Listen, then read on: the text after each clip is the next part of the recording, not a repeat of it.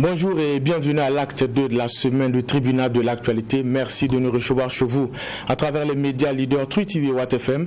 Nous sommes également accessibles en streaming sur Facebook et en replay sur YouTube. Je suis Adam Scaled-Ouedraogo, président de ce tribunal, et à ma compagnie les juges au siège Geoffroy Vaha, Bernard Bougma. Bonjour et bienvenue. Bonjour président, bonjour juge Vaha, bonjour madame, monsieur. Bonjour juge Bougma, bonjour président, bonjour auditeurs et téléspectateurs.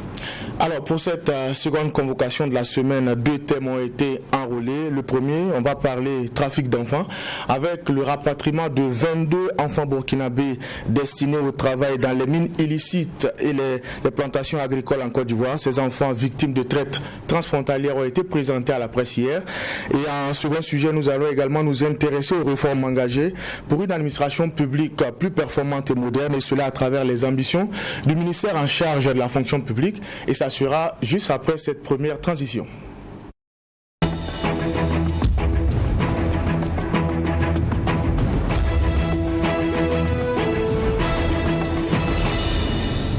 Cette transition, ce sont les avant-propos. Je donne la parole au juge au siège, Bernard Bougma. Merci président. Comme il fallait s'y attendre, la nouvelle façon d'organiser le baccalauréat cristallise les passions et les attentions. Et donc naturellement on pourrait s'attendre à ce qu'il y ait des rebondissements, parce que juste après l'annonce, en attendant d'ailleurs que les deux ministres sortent, nous disent de quoi est-ce que ce changement d'organisateur retourne, les élèves avaient déjà commencé à manifester leur mécontentement. Et donc c'est pendant ce temps de manifestation que les deux ministres sont sortis pour donner des explications au nom du gouvernement burkinabé par rapport à ce qui est contenu et lever selon ce qu'ils ont appelé les zones d'ombre et démentir effectivement ce que Dame Rumeur colportait comme propos liés à l'organisation et un certain nombre d'éléments. D'abord c'est venu en retard, ce n'est pas grave, mais ensuite il fallait aussi s'y attendre. Mais quand on regarde aussi le contenu déjà de la lettre que les élèves ont adressée au ministre, quand vous passez un bic rouge là-dessus, effectivement on se rend compte qu'on a besoin de réformer notre école. Dans parce le fond ou dans la forme? Ça ne va pas. Okay. Quand vous regardez le fond, ce n'est plus une affaire de forme. À ce rythme-là, effectivement j'ai entendu des gens qui ont dit que l'essentiel c'est le message. Donc personne ne doit avoir zéro en dictée maintenant alors. Si l'essentiel c'est le message, donc il n'y a plus de raison qu'on donne zéro en dictée. Mais je suis désolé, c'est pas vrai. Donc c'est pas parce que maintenant effectivement quand vous regardez les cahiers des enfants, il a trouvé la réponse, mais il y a des fautes d'orthographe qui sont contenues à l'intérieur, mais ça n'entache en rien effectivement qu'on lui donne la note. Alors que non, ce n'était pas comme ça. Tu as trouvé la réponse, mais une faute d'orthographe, tu es sanctionné pour ça.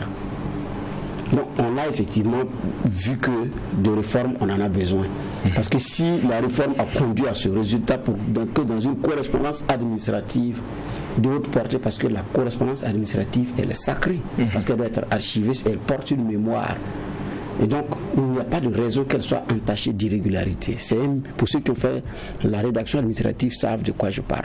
Donc, quand un document de cette portée-là, effectivement, se retrouve avec suffisamment de fautes, alors que ce sont nos enfants, des élèves, il y a effectivement à se dire la vérité. On a besoin d'une réforme de fond. Parce que ce qu'il y a, moi, je ne regarde pas celui qui l'a écrit ou celui qui balbutie avec la lecture qu'on a vue devant nos écrans pour dire ce qu'il revendique. Ce n'est pas ça.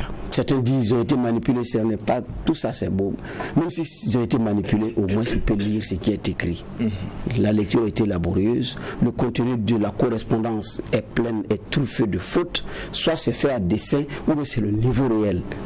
Donc, mais la vérité, je dis bien, notre système éducatif a besoin d'une réforme profonde pour qu'effectivement on puisse arriver à ne pas avoir cela, parce que c'est un document qui est en train de faire le tour de la toile.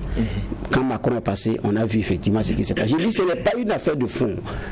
Avec Macron, est-ce que le message n'est pas passé? Mais ça a été comment? Le message est passé, on a saisi l'essentiel, mais dans la façon de dire, tout le monde s'est moqué de nous, c'est vrai ou c'est faux. Le président français en rigole et dit d'ailleurs qu'on est des esprits paradoxaux. Donc ce n'est pas. Et puis certains avaient dit c'est pas vrai, d'autres disent c'est le niveau réel, mais avec ce qui s'est passé encore, oui. Mais moi j'ai dit je n'en veux pas aux élèves. Les élèves sont le produit d'enseignants. Les enseignants sont le produit de l'enseignement qu'ils ont reçu. Donc c'est le produit de notre société. Et donc moi je parle de façon générale, je n'indexe personne, je n'accuse personne. On a un système qu'il faut effectivement revoir. Premier problème, comme on n'en juge pas. Deuxième problème que je voulais soulever par rapport à ça, c'est qu'effectivement, il y a la nécessité qu'on se pose juste la question. Après l'indépendance et jusqu'à cette date-là, nous formons pour quoi? Nous formons pour faire quoi? Quand il y a une crise, Cuba pourvoit. Les médecins cubains passent au Burkina parfois dans le cadre de la coopération sanitaire et ils font des prouesses. Pendant Corona, les médecins cubains sont venus secourir l'Italie au moment où les autres pays européens leur ont fermé la porte. Mais je ne crois pas que quand on va regarder le contenu du système, on va dire que c'est conforme au système occidental. Ils forment pour atteindre un but, pour d'abord la société cubaine. Nous formons pourquoi? C'est une question fondamentale. En fonction de ce que nous allons avoir comme réponse par rapport à la formation que nous donnons à nos enfants pour l'objectif de demain, nous allons pouvoir prendre courageusement, je dis bien courageusement, des réformes de fond. Orienter certains ici, orienter d'autres là et orienter d'autres là. Mais si nous allons faire toujours la même chose, ça va être la folie d'Einstein. Comme Einstein l'a dit, c'est la folie. Faire toujours la même chose et vouloir un résultat différent. Ce n'est pas possible. Il nous faut le faire très courageusement. Je prends Cuba parce que, pour terminer, j'ai suivi ce documentaire sur l'automobile au Cuba. Vous pouvez retrouver toutes les anciennes marques de véhicules. Et les anciens véhicules, ça roule. Mais il n'y a pas d'atelier, il n'y a pas de boutique de pièces détachées. J'étais curieux, j'ai suivi le documentaire avec attention, jusqu'à ce que le présentateur dise ils en fabriquent. Et quand Nanema, un des anciens du Burkina, envoyé à Cuba pour se former et revenir, il sait ce qu'il a dit. Il a corroboré les propos que j'avais suivis dans le documentaire, je l'avais relevé à l'émission. Lui, c'était dans ce domaine. Ils ont appris à fabriquer les pièces pour qu'on puisse adapter. Mais ils ont formé pour quelque chose. Nous formons pourquoi? Et je m'arrête là. Nous formons pourquoi? C'est ma grande question. En tout cas, merci pour ces interrogations, merci pour ce lecture-là. Juste voir, qu'est-ce qui a retenu votre attention pour cette seconde convocation? Oui, moi je m'arrêtais en Côte d'Ivoire avec une énième attaque terroriste. C'est à Kafolo, donc pas loin de la frontière Burkina-Côte d'Ivoire. Et c'est dans la nuit de dimanche à lundi que les forces de défense et de sécurité ivoiriennes ont eu à donc repousser une attaque d'hommes non identifiés, disent-ils, mais venus du Burkina Faso, des terroristes. Et il y a 2 militaires qui, je pense, sont tombés. Et du côté des assaillants, il y en a 3. Et puis il y a eu des armes qui ont été saisies. Et puis quand on parle de Kafolo aussi, c'est pas la première fois, parce qu'en juin dernier, il y avait pas moins de 14 hommes détenus de Côte d'Ivoire qui sont tombés après une attaque dans cette zone-là. Et n'oublions pas que dans ce qu'il y a eu d'attaques récentes, il n'y a pas eu que Kafolo. Pas loin, il y a un poste de gendarmerie aussi qui a été attaqué. Je pense qu'il y a un homme qui est tombé aussi là-bas parlant des forces de défense et de sécurité ivoiriennes. Donc, il y a à la réalité une Côte d'Ivoire qui n'est pas du tout épargnée. Et puis je pense que tous ceux qui sont des fins observateurs de ces choses-là disent très clairement qu'il y a un couloir qui est en train d'être construit depuis la Libye jusqu'à une côte. Parce que c'est vraiment une ligne d'acheminement et qui est voulue. Et ça, je pense que petit à petit, on se rend compte, et même à la façon dont ça évolue en zone sahélienne, qu'il y a ce genre de corridor-là qui est en train d'être construit. Et on ne va jamais le dire assez, l'île terroriste ne peut être repoussée, jugulée, que par les efforts communs des États. Dire qu'ils quittent d'ici pour aller ailleurs pour attaquer, mais qu'ils viennent d'ailleurs pour venir attaquer ici, c'est pas le problème. Si on a des frontières qui sont poreuses, peu surveillées, si on n'a pas une synergie d'action, on aura toujours à faire face à cela. Tout comme au Burkina, on a plusieurs fois vu des terroristes qui venaient du Mali, qui attaquaient et qui repartaient. Tant qu'il n'y a pas une synergie d'action, comme on l'a eu il y a maintenant un an avec la Côte d'Ivoire, où certaines zones étaient ratissées, où on a pu tomber sur des nids et des foyers de terroristes. Tant qu'il n'y a pas ce genre ce genre d'action concertée, ça sera difficile parce qu'ils tireront le meilleur parti de nos je ne parlerai pas de mésentente, mais de nos manques de synergie. Et je pense que c'est la leçon qu'il faut tirer de ce qui vient de se passer, avec un Premier ministre qui était Premier ministre ivoirien, qui était d'abord intérimaire, maintenant confirmé. Je crois que les priorités sont en train de changer. C'est de la question de sécurité commence à devenir une question très prégnante.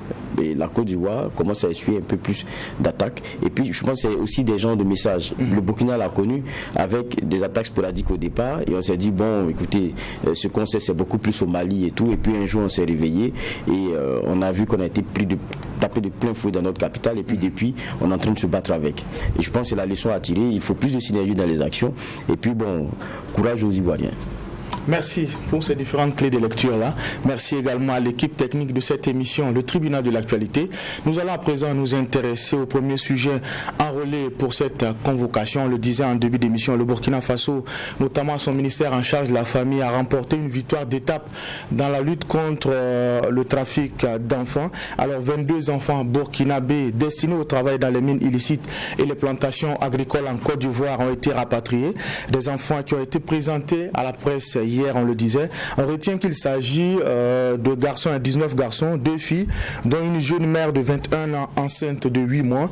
Il y a également dans le lot un enfant de 22 mois. Juste voilà, on peut dire que c'est un phénomène assez inquiétant. Et là, il faut ouvrir l'œil et le bon. Oui, c'est vrai, il faut ouvrir l'œil et le bon. Et pour moi aussi, c'est peut-être, par la force des choses, et puis un coup de je veux dire un heureux événement qu'on ait pu intercepter ces jeunes-là. Mais combien le trafic, combien il est important, quelle en est l'ampleur, parce que peut-être il y a ce qu'on présente qui est une interception ponctuelle. Maintenant, quand le flux il est structurel, ça veut dire qu'il y a à démanteler un réseau, il y a à s'interroger sur un phénomène. Et puis, on parle de personnes qui allaient travailler en Côte d'Ivoire dans des mines et autres, mais je suis désolé, même les mines que nous avons ici, il y a combien de mineurs là-bas? Ça, c'est notre vérité implacable. La ruée vers l'or, et puis la question des mines artisanales que nous avons, allez-y, vous allez voir que c'est des zones de non-droit. Vous y retrouvez des enfants, que ce soit au Burkina ou ailleurs, vous y retrouvez des enfants. Et il y a des efforts qui doivent être faits pour régler un certain nombre d'éléments. Mais derrière, il y a des questions encore plus profondes. Vous savez, c'est pas de gaieté de cœur que des parents laissent souvent leurs enfants partir, se frotter à la vie ou c'est-à-dire, pour éviter de les voir mourir ici, il faut les laisser partir, voir si on peut avoir mieux ailleurs. Et ça pose un problème de fond. C'est la question de la proportion de pauvres que nous avons. Le terme pauvre, c'est vrai que ça a souvent, quand on le dit, un effet, ou plus une consonance péjorative. Les gens préfèrent parler de pouvoir d'achat pour habiller un peu la chose. Mais la vérité, c'est que quand vous avez une pauvreté qui est monstre et qui frappe de façon silencieuse une bonne partie de votre population, et lorsque vous allez chercher à regarder dedans, vous allez comprendre que c'est comme des monstres, parce qu'il y a des vies qui sont difficilement menées, il y a des situations que vous ne pouvez pas imaginer, et ça laisse le lit à certaines possibilités, comme ce qu'on est en train de voir, laisser ses enfants aller se débrouiller et chercher mieux. Et puis il y a ceux aussi qui sont de certains acabits, pour qui pour des espèces sonnantes et trébuchantes, on est prêt à faire du trafic humain. C'est ça le terme. Voilà. Et on vous envoie des enfants comme des têtes de bétail. Et puis les rémunérer, c'est bon pour lui, ça ne le dérange aucunement. Et ça prospère parce qu'il y a une réalité, ça prospère parce qu'il y a un contexte. D'accord. Alors juge Bougman, Geoffroy le disait, c'est une prise ponctuelle. Au-delà des chiffres aussi, peut-être que c'est la partie visible de l'iceberg, le phénomène il est plus important.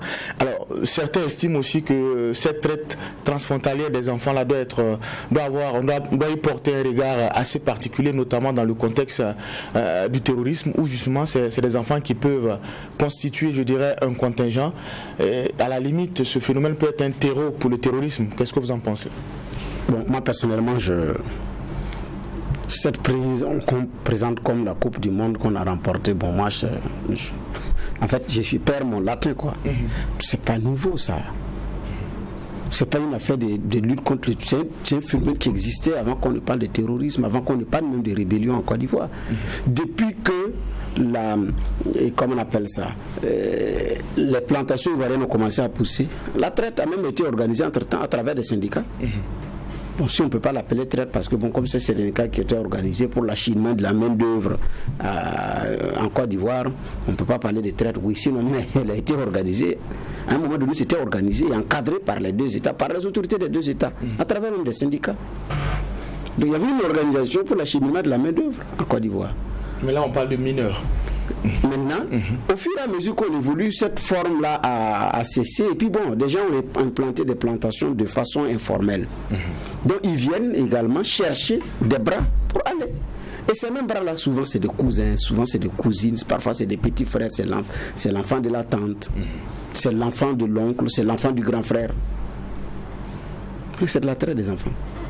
Souvent c'est des trucs comme ça. Mais d'autres aussi sortent pour aller dans d'autres localités parce que vous prenez le Burkindé, où il y a beaucoup qui ont des plantations en Côte d'Ivoire. Il y en a qui quittent par exemple la zone de Koudougou pour aller dans la zone Liélé, Réwo, Gundi, Tenado et même au-delà pour aller effectivement, et c'est bien organisé avec des gens qui sont là. Vous les contactez, vous dites que vous avez des besoins de bras pour faire plantation. Mais ce sont ces messieurs qui organisent. Et jusqu'à l'administration burkinabé, on collectait j'ai fait le lycée à Koudougou, on collectait certains parents collectaient les pièces pour aller donner. Pourquoi on établisse les documents d'identité pour eux et puis ils prennent la route. J'ai dit, c'est pas un phénomène nouveau. Maintenant, bon, je ne sais pas quelle est la particularité de cette prise pour qu'on nous rabâche les oreilles alors que chaque fois, ceux qui sont à la frontière voient ces choses-là passer. Ou bien ils veulent nous dire maintenant qu'ils sont organisés pour se mettre au sérieux par rapport à la lutte. Donc, quand on parle du bébé de 22 mois, c'est ça. 22 mois. Mais c'est quand même pas pour aller faire travailler. Non, il y a à voir, est-ce qu'il n'y a pas un problème social, il n'y a pas un autre problème derrière. Est-ce que c'est un orphelin? Il n'y a personne pour s'en occuper et on l'envoie à des gens qui peuvent mieux s'en occuper en Côte d'Ivoire. Ça, il faut également regarder avec recul. Pour les 19 ans, les 18 ans, les 20, 21 ans, ça moi je peux comprendre. Mais pour le bébé de 22 mois, quand on dit traite des enfants d'un bébé de 22 mois, la personne qui parle c'est que de 22 mois ce n'est pas pour aller travailler. 22 mois, c'est quoi? Il n'y a pas 2 ans. Puisque c'est 12 mois à l'année. 12 fois 2, c'est 24 mois. 22, c'est pas pour travailler. Ça, au moins, c'est clair. Maintenant, on met ça dans le lot de la traite des enfants parce que sur le plan administratif, vous n'avez pas un document qui dit que c'est votre enfant, vous dites qu'il y a un lien de sang, vous n'avez pas ce document-là. Donc, on considère ça dans le langage technique comme une traite d'enfant. Et puis, on l'envoie. Et puis, bon, on vous attrape entre parenthèses, qu'on peut parler simple. Sinon, de mon point de vue, parce qu'il y a eu des cas aussi comme ça, où les parents n'étaient plus, il y a un tonton, un oncle de l'autre côté de la frontière qui se débrouille mieux, et Dieu, on se débrouille pour que l'enfant arrive là-bas pour avoir une seconde vie, une meilleure vie. Ça, j'ai vu ça. Et même ici, on voit ça souvent. Mais ce n'est pas forcément un enfant qu'on est venu arracher de force ou tout, non. Donc maintenant peut-être le parent direct n'est pas dans la compagnie et puis vous n'avez pas les documents administratifs pour justifier, il n'a pas un acte de naissance pour justifier qu'effectivement vous ne pouvez pas l'autoriser. Parce que quand c'est comme ça, ce n'est pas votre enfant. Il y a tout un travail à faire que ceux qui ne sont pas allés à l'école ne connaissent pas. Et même ceux qui sont allés à l'école ne connaissent pas la procédure. Ce n'est pas votre fils, ce n'est pas votre fille. Donc il y a des documents que vous devez avoir par devers vous, une autorisation parentale ou un ceci qui dit que vous êtes mais si vous n'avez pas ça, sur le plan administratif, vous êtes épinglé. Mais c'est sur la base également de votre bonne foi que vous êtes épinglé. Donc il y a deux choses qu'il faut dire. Je suis d'accord qu'il y a des jeunes qui sont acheminés pour aller faire le travail. On appelle traite des enfants. Ça, c'est vrai. Mais il y a des cas liés au contexte social où effectivement, il y a des jeunes, il y a des enfants qui, comment on appelle ça, qui ont de la difficulté et qui ont besoin d'un coup de main. Il y a ces cas-là aussi. Mais étant donné qu'il faut les présenter comme un trophée de Coupe du Monde, pour ceux qui ne travaillent pas, qui ont l'occasion de prouver qu'ils travaillent, qu'est-ce que vous voulez? On fait un fourre-tout, on met tout là-dedans et puis bon, comment on appelle ça? et on avance. Mais j'ai dit, ce n'est pas un phénomène nouveau. Et nous-mêmes, dans nos mines, comme l'a dit Geoffroy, dans les zones minières, il y a combien d'enfants qui ont abandonné l'école pour entrer dans les mines, qu'on n'arrive même pas à faire sortir. Alors, vous le dites, le phénomène n'est pas nouveau, mais compte tenu du contexte, est-ce que la solution à apporter ne doit pas justement être nouvelle? Comme on l'a dit, il y a la question du terrorisme qui peut justement voir en ce phénomène-là un terreau favorable. Je n'ai pas dit que ce n'est pas une réalité. Non. Maintenant, il y a à regarder de près. Les enfants vont où? Vont chez qui? Pour faire quoi? Ça, c'est un phénomène qui est important. Donc, ce phénomène-là, il est important de savoir où est-ce qu'ils vont réellement. Mais chez nous ici, les adolescents qui tapent les positions des forces de défense et de sécurité, ils sont passés par quelle frontière? Ils ont été enrôlés par quelle traite d'enfants? Il faut trouver aussi des solutions au quotidien des Burkinabés. Et on n'en serait pas là. Même le terrorisme, si on règle un certain nombre de problèmes liés au quotidien, vous allez voir que là, ça va résorber les choses. Mais tant que le quotidien serait difficile, ou quand un jeune voit un billet de 10 000, il brille et son corps tremble, parce que c'est le paradis assuré, parce qu'il a palpé un billet de 10 000 qu'on va lui donner, puis lui dit d'aller faire ça, ça ne va pas terminer. Donc, le phénomène du terrorisme, c'est global. C'est global. Mais je dis bien pour ceux qui connaissent bien les zones de plantation, de ceux qui sont en contact avec ces populations-là, ont un autre regard. Mais dans le contexte du terrorisme, effectivement, il y a à ouvrir le... Ça, je suis tout à fait d'accord. Mais avec Corona, il faut aller à la frontière. Est-ce que les gens ne passent pas? Ceux qui passent là, qui sont-ils? Mais je viens d'avoir l'info que dans l'administration, au niveau des zones de frontières, il y a des cadres qui ont des tritiques, des taxis motos, comme on les appelle, qui convoient les gens actuellement. Ça aussi, c'est un fait. Ceux qui le convoient là, qui a le temps de contrôler les identités? Voilà effectivement ce qui s'est passé en Côte d'Ivoire, à Kafolo. Mais ils disent que ce sont une soixantaine de terroristes lourdement armés venus du Burkina Faso. Donc le commandant a traversé la frontière avec des armes lourdement armées. On n'a pas vu. On a pris maintenant des enfants qui, pour la plupart, sont des innocents et qui peut-être ne partent même pas dans des filières terroristes. Et puis on les présente dans le contexte du terrorisme. Il faut ouvrir le, mais il faut l'ouvrir depuis longtemps. Ce n'est pas maintenant. Je suis d'accord. Ça, moi, je suis d'accord, mais il faut éviter le populisme. D'accord. Alors, juste voilà, quand on jette un coup d'œil, il y a des chiffres qui donnent froid au dos. L'ONG Initiative Internationale pour le Cacao parle de 1 200 000 enfants qui ont été engagés dans la culture du cacao en 2013 et en 2014. Comme on le disait, peut-être que ce qu'on voit, c'est la partie visible de l'iceberg. D'aucuns estiment aussi que le phénomène va aller grandissant avec justement ce qu'on connaît comme pic au niveau du cours du cacao. Oui, mais moi, quand je regarde, c'est pourquoi on nous partage des chiffres de 2013. On est en 2021, on peut avoir des chiffres plus récents. Et puis, je pense que il y a la réalité de l'histoire entre les différents pays et il y a beaucoup de choses à prendre en compte. Maintenant, deuxièmement, si vous vous rappelez, même c'était lors du dernier TAC, je ne sais pas si c'était 2019, il y a eu un TAC à Ouagadougou, traité d'amitié et de coopération Côte d'Ivoire, Burkina Faso. C'était l'un des points dans les traités qui avaient été signés concernant le trafic des enfants et puis une synergie notamment d'action pour éviter que chacun des pays aussi fasse la veille et tout. Et vous vous rappelez même, il était rappelé qu'en 2018, donc quelques temps un peu avant, il y avait aussi un contingent d'enfants qui avait été intercepté en territoire ivoirien par des forces ivoiriennes qui étaient des Burkinabés qu'on acheminait pour aller faire travailler sur des sites qu'on ne connaissait pas forcément. Et il y avait posé une réalité, c'est que derrière ce trafic-là, il y a un réseau. C'est ce réseau-là auquel il faut s'attaquer. Tout à fait. Et sinon, c'est pas les prises sporadiques et les présenter bon, le politique, ça fait, pour moi, ça fait marketing politique. C'est pas ça le plus important. Il y a un réseau derrière. Il y a des gens qui font traverser ces jeunes-là. Aujourd'hui, essayez de prendre pas votre enfant, l'enfant de quelqu'un. Prenez l'enfant de quelqu'un et puis essayez. Bon, maintenant c'est vrai aussi que les frontières c'est différent, mais prenez l'enfant de quelqu'un, passez de façon classique à la frontière, vous allez voir tous les problèmes que vous allez avoir. Si vous n'avez pas l'autorisation du parent, ça c'est une réalité. Mais ce que disait Bernard, c'est très intéressant, puisque la majeure partie du trafic aujourd'hui entre la Côte d'Ivoire et le Burkina Faso, pour ne citer que ces deux pays-là, parce que c'est l'exemple qui a été pris, se fait via tricycle en traversée de frontières. Covid, il n'y a pas de contrôle. Ne parlez même pas de est-ce que c'est ton papa ou quoi. Non. Et c'est un réseau. Ils ont des hommes qui viennent recruter dans des villages. Et puis, ils ont des gens qui donnent quelques sous. Il y a des gens qui attendent là-bas pour les faire travailler. Donc, il y a une synergie d'action, c'est clair, à avoir. Et je rappelle que ce qui était demandé lors de la signature du traité du TAC, ils avaient demandé aussi au Burkina Faso d'avoir un système de veille, certes, mais aussi de localisation des parents lorsque les enfants sont ramenés pour qu'ils puissent regagner leur domicile et tout. Donc, il devrait avoir, on va dire, quelque chose de systématique qui soit déjà préparé pour ces genres de choses-là. Nous, c'est ce à quoi c'est ce qu'on attend.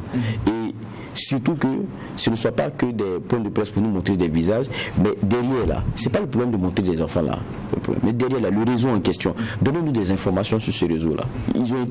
Quand ils ont été interceptés, il y avait des gens qui les acheminaient. On parle de 4 personnes interpellées dans ce cas-ci. Voilà.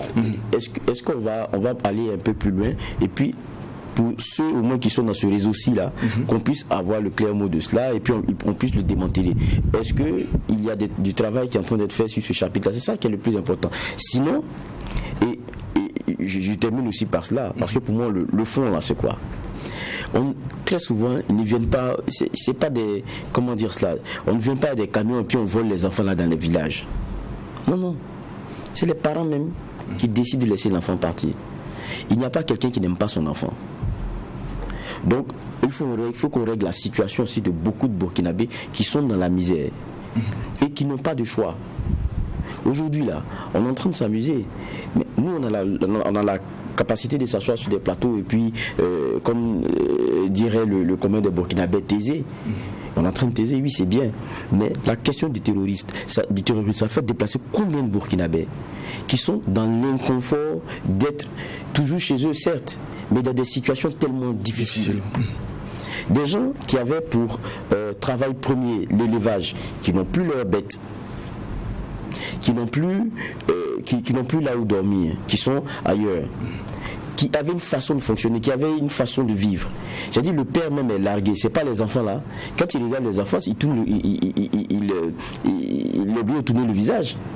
C'est ça la réalité de beaucoup de Burkinabés aujourd'hui. Et ça là, c'est le terreau aussi. Ça donne du grain à moudre pour ceux qui ont envie de faire ce genre de choses. Donc il y a une situation du Burkinabé même à améliorer si on veut éviter ces choses-là. Parce que ces enfants qu'on est en train de montrer là, il n'y a pas un qui allait être rapté dans son village. Il y a même des discussions avec les parents et puis les parents les laissent partir. Mais je pense que quand quelqu'un vit bien, quelqu'un arrive à subvenir aux besoins de sa famille, il est dans une condition qui est intéressante, il ne laisse pas son enfant partir. C'est la réalité de la pauvreté là. D'accord. Disons le nom, c'est ça. C'est les conséquences comme ça. Dans le cas de cette saisie, là, il faut dire que cela a été possible grâce à une collaboration entre le Burkina Faso et la Côte d'Ivoire. Alors on voit qu'au niveau des autorités, entre les deux pays, il y a un travail qui est fait justement pour endiguer le phénomène. Geoffroy le disait tantôt, il faut aussi situer les responsabilités. Et parlant de responsabilité, quelle est celle des parents aujourd'hui? Effectivement, il y a un d'ailleurs qui se présente comme l'oncle d'un des enfants qui a 15 ans et qui dit qu'il a été surpris, il a cherché l'enfant, ils ne l'ont pas retrouvé et on lui a fait savoir que l'enfant a été embarqué dans une initiative pour traverser la frontière, mais il n'a pas dénoncé. La dénonciation passe par quoi? Ça allait signaler dans un commissariat ou dans une gendarmerie qu'il y a mon neveu qui est porté disparu, mais selon les informations, il a pris. Au moins vous indiquez une piste à l'agent enquêteur. Monsieur a croisé les bras. C'est quand l'enfant a été retrouvé, il dit oui, lui il est content que l'enfant se soit retrouvé, mais effectivement il avait l'enfant, ils ont cherché en vain, c'est avec quelques camarades, voilà, que nous avons appris qu'il avait pris qu'il avait pour projet d'aller au Ghana. On n'a pas su qui l'a aidé. Voilà. Donc lui il a su que l'enfant effectivement est parti pour se chercher entre griffes. C'est bon. En la matière, c'est qu'il va dire que bon, Dieu le bénisse là-bas, de toute façon, les enfants peuvent aller comme ça et puis revenir riches. Parce qu'effectivement, il y a eu des cas comme ça aussi. Donc, il y a l'attitude des parents. Mais pourquoi d'ailleurs un enfant de 15 ans cherche à quitter le domicile de l'oncle? L'oncle a fait quoi à l'enfant? Donc, ça dit, où je veux que nos autorités ouvrent l'œil là, c'est d'abord chercher qui est derrière le réseau et ensuite la responsabilité des parents. Est-ce que l'enfant est victime de maltraitance dans sa famille? Ça, c'est du ressort de l'action sociale. Est-ce que les maltraitances font fuir les enfants? Il y a ces cas-là aussi. Donc il y a d'autres enfants qui sont partis très jeunes, tout petits, et puis qui sont revenus, comme on appelle ça, qui ont réussi, qui sont revenus, qui ont construit, qui ont payé des engins. Les autres regardent et disent, ah, moi aussi je peux faire ça. Donc il y a un réseau qui est là, mais il y a un travail de fond à faire qui est là, mais aussi il y a le quotidien des différentes populations qui doit être amélioré. Il y a des enfants qui ont le goût de l'aventure, le goût du risque. Ça, il y en a dans toutes les sociétés. Quels que soient les moyens que vous allez mettre, il a le goût de l'aventure. Il va quitter. Quelles que soient les conditions dans lesquelles il vit, il sera tenté d'aller regarder. Mais il y a d'autres enfants qui n'ont pas le goût de l'aventure. Quel que soit ce que vous allez lui donner comme élément à miroiter, il va dire qu'il ne bouge pas. Le minimum qu'il a le suffit. Les gens n'ont pas les mêmes caractères. Mais le minimum aussi, c'est de faire en sorte que les enfants puissent avoir accès à un certain nombre de choses. Vous interrogez ces enfants individuellement, quand ils vont raconter ce qu'ils vivent avant de partir, vous risquez de dire qu'ils ont raison. Donc notre système de développement sur le plan social, économique, il y a aussi à voir. Donc je le dis parce que pour ceux qui ont fait le vrai village, ce n'est parfois pas la pauvreté, c'est la misère qui les fait fuir. Je ne parle pas de pauvreté, je parle de misère, c'est un autre niveau. Mais ça aussi, ce sont des réalités du moment. Donc, il y a effectivement un travail à faire. Et là, ce qui a été flagrant, c'est que c'est dans une mine. Ils ont quitté une mine, ils partaient dans une autre mine. Ça a été facile. J'ai dit bien, c'est même pas à la frontière. Mais ils ont traversé la frontière pour arriver à travailler dans une mine à Korogo avant de les faire migrer encore vers une autre mine. Et c'est pendant ce convoi-là qu'ils ont été interceptés. Mais ils ont traversé la frontière, non? Comment ils ont traversé la frontière? Alors que le dispositif de surveillance de la traite des enfants est bien calé à la frontière. Mais comment est-ce que ces enfants sont arrivés à traverser la frontière? Donc ça, j'ai dit bien, il y a un réseau à démanteler. Celui de Koudougou n'est plus très actif parce que beaucoup de jeunes ne veulent même plus y aller. Ils ont commencé à faire autre chose, mais ça ne veut pas dire qu'il n'y a pas un ou deux ou trois personnes. Ça ne veut pas dire qu'il n'y a pas toujours des gens qui s'intéressent à la filière. J'ai dit nos autorités administratives, politiques, sécuritaires tiennent debout. Mais il faut avoir le courage d'aller pas. Vous commencez à un moment donné un coup de fil qui vous fait arrêter le processus. Donc, il y a un réseau qui est là qu'il faut démanteler. Il y a des responsabilités à situer jusqu'à la responsabilité parentale. Et quand un enfant est porté disparu, les parents, c'est la radio qui le rejoint pour faire des communiqués, ce sont les médias, mais à la radio en général, et ça s'arrête là. Il ne part pas au commissariat, il ne part pas à la gendarmerie. Parce que il sait que s'il part là-bas et qu'il y a une enquête poussée, on va lui demander qu'est-ce que tu faisais à l'enfant. Et s'il ressort qu'il y a des cas de maltraitance, lui, il va répondre. Donc, les parents aussi n'ont pas la culture de la dénonciation. Et la plupart de ces enfants, ce n'est pas souvent des parents directs qu'ils fuient. C'est des oncles, c'est des tantes parce que les parents ne sont plus là. C'est des cas comme ça. Et ça aussi, il y en a beaucoup. D'accord. Alors, juge, certains estiment aussi qu'en renforçant l'arsenal juridique, cela peut avoir un effet dissuasif. Pourquoi pas des procès qui vont faire tache d'huile. Cela peut-être peut amener certains à réfléchir à deux fois avant de s'intégrer ou bien avant de continuer dans cette filière-là. Moi, je ne pense pas que la loi dans les différents pays que nous avons ici ne soit pas assez dure avec ceux qui sont coupables de trafic d'enfants. Je suis convaincu que les textes ne jouent pas avec. Donc, mais le problème, c'est qu'on est dans une société où il y a des réalités qui sont têtues. Aujourd'hui, on a l'impression que c'est passer la frontière qui fait qu'on parle de trafic d'enfants et que ça émeuve. Non. Dites-moi, vous ne connaissez pas de gare à Ouagadougou ou ailleurs où, parce que le trafic d'enfants là, c'est pour le travail. Et il y a des proportions. Il y a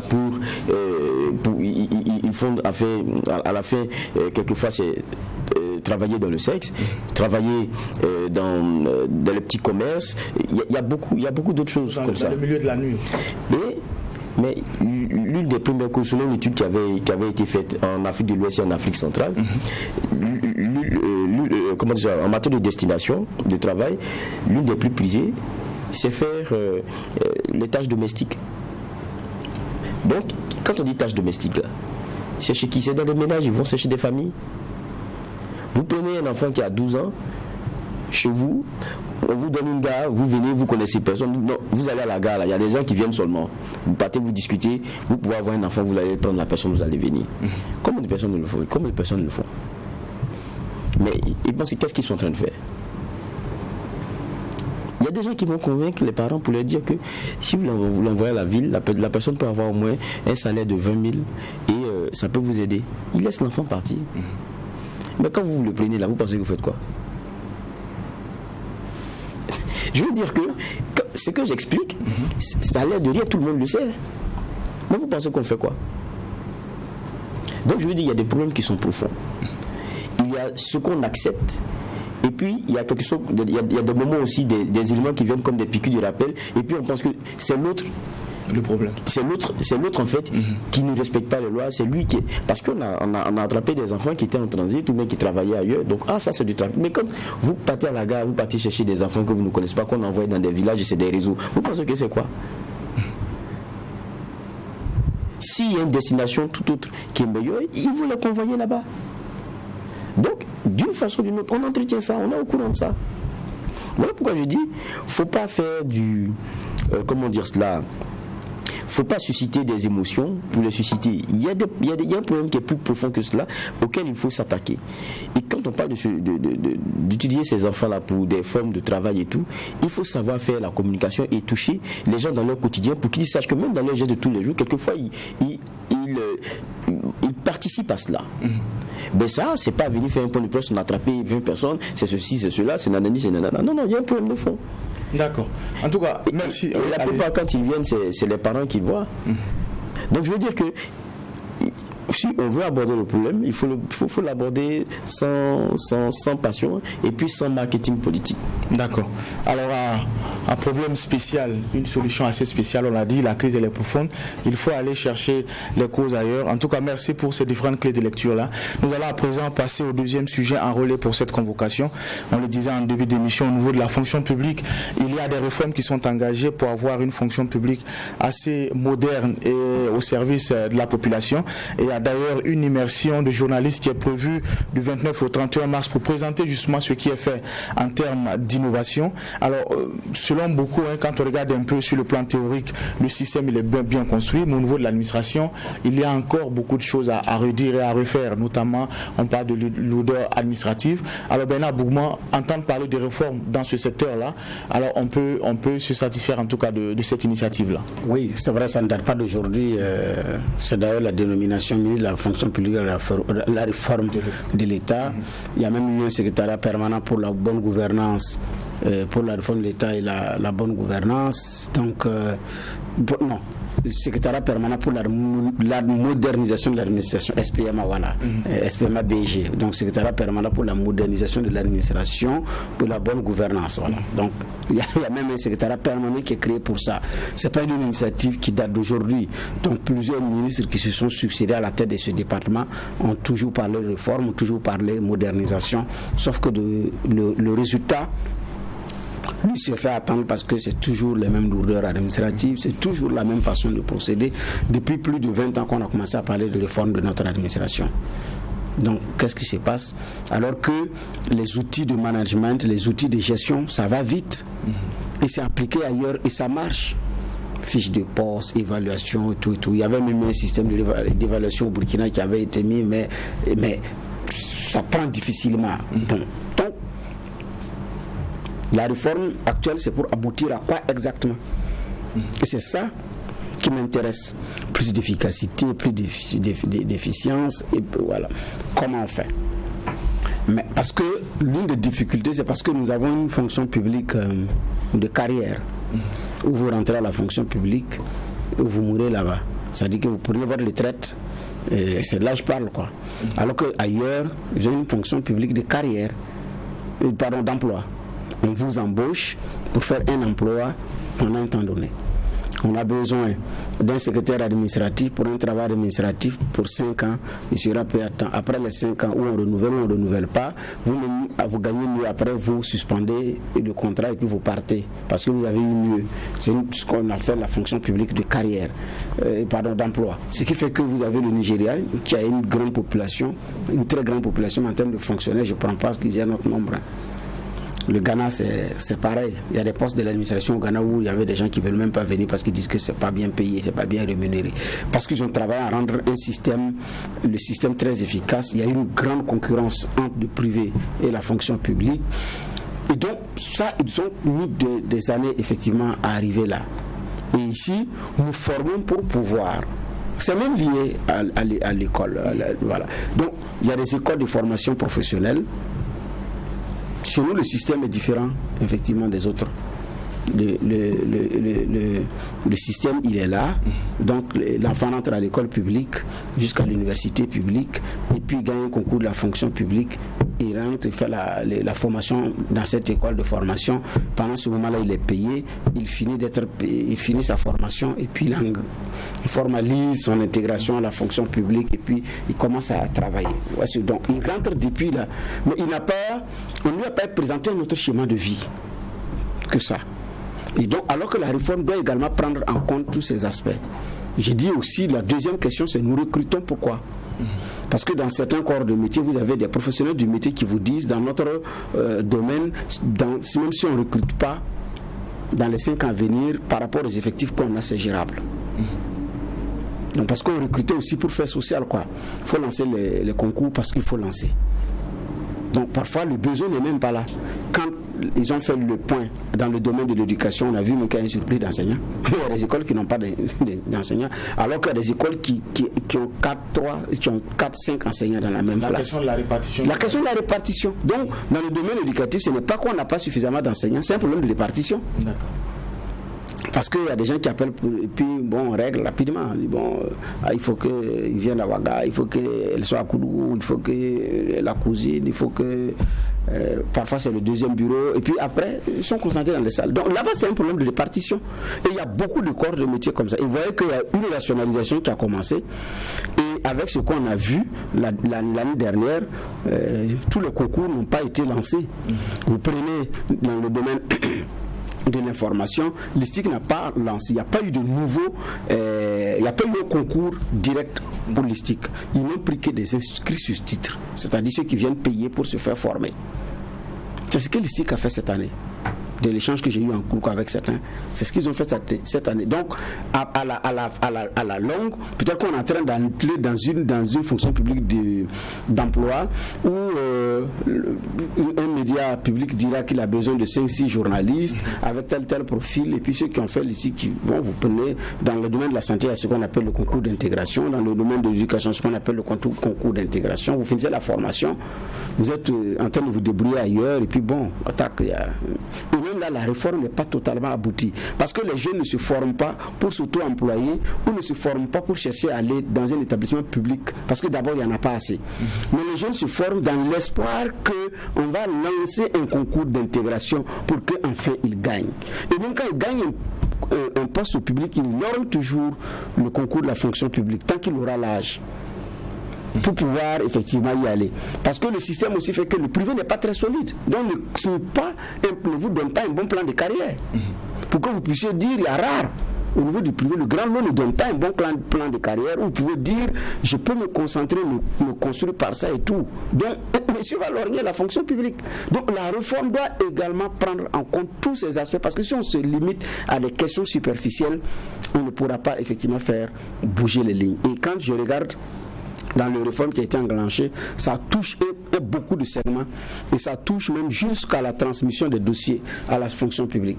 Avant, vous, Adams, vous gagnez le concours de la fonction publique, vous finissez la formation avant de commencer les papiers pour pouvoir être régularisé, pour qu'on paie. Non. Maintenant, dès que vous gagnez le concours, on commence à ouvrir votre dossier à la fonction publique. Déjà, à la première année de formation, en tant que fonctionnaire, votre dossier il est constitué et puis on gagne un temps.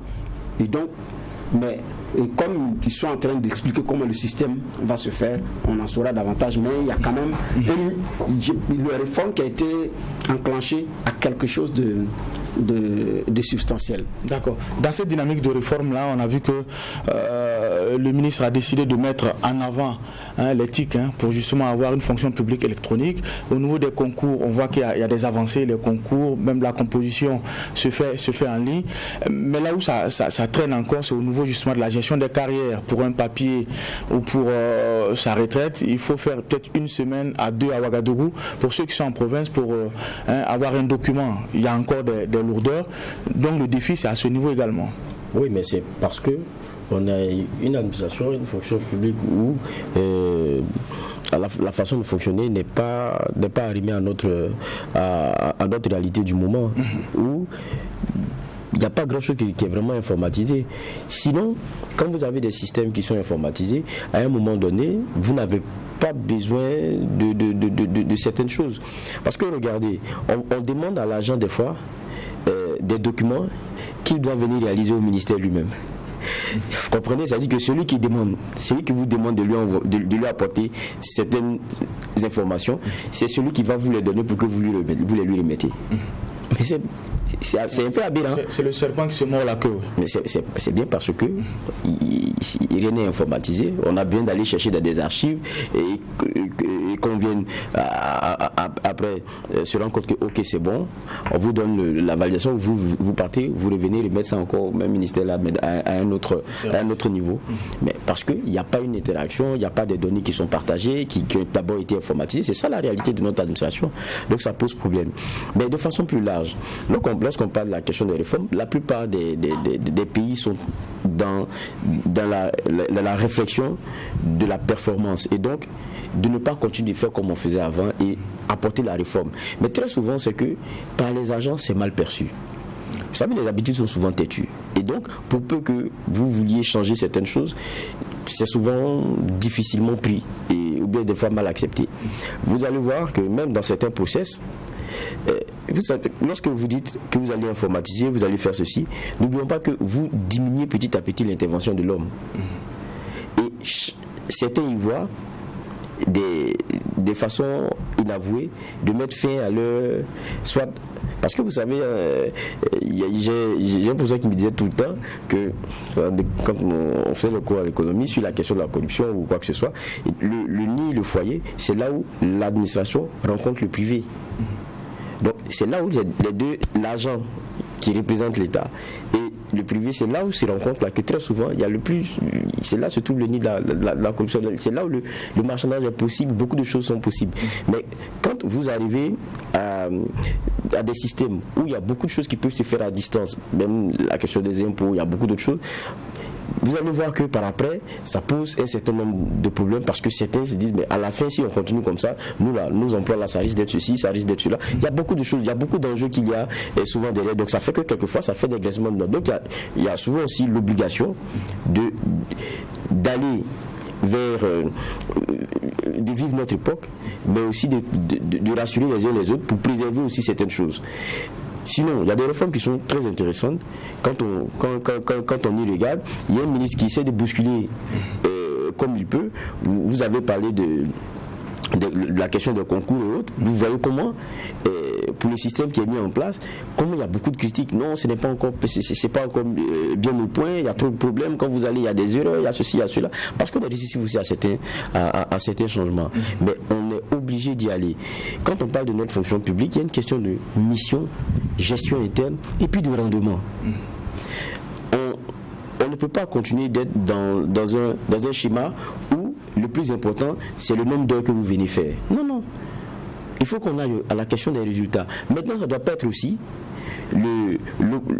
l'occasion donnée pour que, hiérarchiquement, celui qui veut vous faire quelques problèmes, vous les fasse, ou celui qui veut régler ses problèmes avec vous, parce que vous êtes syndicat, vous êtes ceci, vous êtes cela, sa tête ne lui plaît pas, qu'il trouve le moyen de vous faire mal. En fait, c'est ça qu'il faut aussi... c'est avec ça qu'il faut savoir jongler. D'accord. Alors, la réforme, elle est nécessaire, Geoffroy l'a dit, il faut y aller, mais on estime souvent qu'au ministère de la fonction publique, on ouvre tellement de fronts que finalement on se disperse. Il y a des chantiers inachevés, il y a la question de l'identification des diplômes, on en parlait, les gens attendent. Il y a la question de la mise à plat des salaires des travailleurs de l'État. On n'a pas la conclusion des travaux. Est-ce que justement trop de réformes à la fois, on ne finit pas justement par avoir des résultats disparates? Oui, mais il y a plusieurs fronts. C'est pourquoi j'ai dit, en fait, il y a plusieurs fronts. Parce que pour la question du système de rémunération, cela n'est pas seulement du ressort du ministre de la fonction publique. C'est lui qui conduit, mais ce n'est pas seulement de son ressort. Il y a plusieurs implications, plusieurs autres entités. Et donc, le ministère de la fonction publique seul ne pourra pas. Donc, parce que lui, il est le lead, mais bon, parce qu'il y a des réformes qui sont transversales. Mais maintenant, ce qu'il y a, c'est de savoir placer des hommes qu'il faut à la place qu'il faut pour conduire effectivement ces réformes et puis c'est réglé. Hier, quand je vais en Côte d'Ivoire pour revenir. Hier, quand nous avons publié le résumé de la biographie de M. Cissé, l'actuel secrétaire général de la présidence ivoirienne, mais les commentaires, c'est qu'il y en a qui disent « Ah, vous avez le temps, vous partez chercher ça, si c'était un bouc. » Non. Alassane l'a déniché où? À Goldman Sachs. Goldman Sachs, c'est une banque de renommée internationale. Quand Alassane est arrivé, dans certains domaines, il avait besoin de têtes. Il a envoyé chercher les jeunes Ivoiriens qui ont fait les meilleures écoles et qui sont bien dans tel ou tel domaine pour le. C'est quelques jeunes. Il fait partie de ces jeunes qui sont venus. Il a 39 ans quand il a été nommé hier. Mais il a commencé ses premières fonctions ministérielles à quel âge? Mais en fait, la publication, quand les gens regardent, ils ne lisent pas pour... Il y a un parcours qui est là, mais où il est allé le chercher? C'est à Goldman Sachs, j'ai dit. Est-ce que nous, on a ce courage-là? Le fils togolais des recettes, la réforme a été conduite par un Burkinabé, M. Dabré, qui a été conseiller technique du ministre Sénou Ouedraogo. Il est reparti à l'international. J'ai échangé avec M. Dabré sur certains aspects par rapport à la réforme, mais par rapport le Burkinabé, il est en même temps compliqué et simple à la fois. Et il te dit que lui, il n'est pas compliqué, il faut savoir lui prendre. Mais quand il vous raconte comment ils ont conduit la réforme au niveau du Togo et ça a marché, mais l'appliquer au Burkina, il faut venir. Mais c'est un Burkinabé qui a conduit la réforme. J'ai dit, il a été conseiller parce que je l'ai connu quand j'ai préparé une émission. Et c'était la personne de référence, on a échangé. Finalement, l'émission n'a pas eu lieu à cause de Covid. Le monsieur est parti à l'international sans qu'on ait pu réaliser l'émission. Il est reparti à l'international tout récemment. Mais monsieur Dabré, il est revenu. Il est des impôts, mais il était conseiller technique du ministre Séni parce que pour certaines réformes, il fallait avoir l'œil de certains qui sont dans l'œil de certains qualifiés. Bon, finalement, j'ai dit bien, il est reparti à l'international. Ces gens de personnes aussi, on les a. Mais amenez-les au Burkina pour conduire une réforme. Si tu n'as pas l'aval du chef de l'État, ça ne va pas marcher. Parce que si on t'envoie, oui, tu es assis au ministère, tu commences ton boulot, à un moment donné, tu vas être bloqué. Mais si tu n'as pas une autorité politique qui va effectivement t'épauler, tu ne vas pas aller. Mais celui qui l'a fait venir, c'est lui qui sait ce qu'il veut avec lui. Mais pour conduire ces réformes, on a aussi besoin de cet esprit d'ouverture. Est-ce qu'on est prêt véritablement, nous, Burkinabés? C'est une question fondamentale. J'ai dit bien, c'est une question fondamentale. Est-ce qu'on n'a même pas peur du changement? Est-ce qu'on n'a pas peur de l'ouverture? Est-ce qu'on n'a pas peur des réformes? Moi, c'est la question que je me pose. D'accord. Au-delà de ce qu'on dit à l'univers syndical, oui, c'est vrai, mais est-ce que l'esprit burkinabé même n'a pas peur du changement? C'est la question fondamentale que je me pose. D'accord. Mais ce que Bernard dit est tellement pertinent. Vous regardez la question de la réforme des salaires. Vous écoutez les agents qui se plaignent à chaque fois, qui trouvent que l'autre est mieux traité que lui. Maintenant, quand on dit qu'on va discuter de ça, il ne faut pas que tu vas forcer l'autre. C'est ça la réalité. En tout cas, c'est difficile, oui. Merci pour ces différentes clés de lecture. C'est vrai que Bernard a soulevé à la fin une série de questionnements. Ça ouvre aussi des perspectives par rapport au débat, on l'a dit. La question est au cœur d'une immersion des journalistes. Ça sera pendant 3 jours. Certainement qu'au sortir de cette immersion-là, nous aurons d'autres éléments pour convoquer cette question-là au tribunal de l'actualité. En tout cas, pour aujourd'hui, nous allons mettre un final à ce jugement. On se retrouve demain pour faire l'exercice qu'on sait le faire le mieux, porter un regard critique sur l'actualité. En tout cas, merci et restez fidèles au programme des médias leaders Truth TV et Watt FM.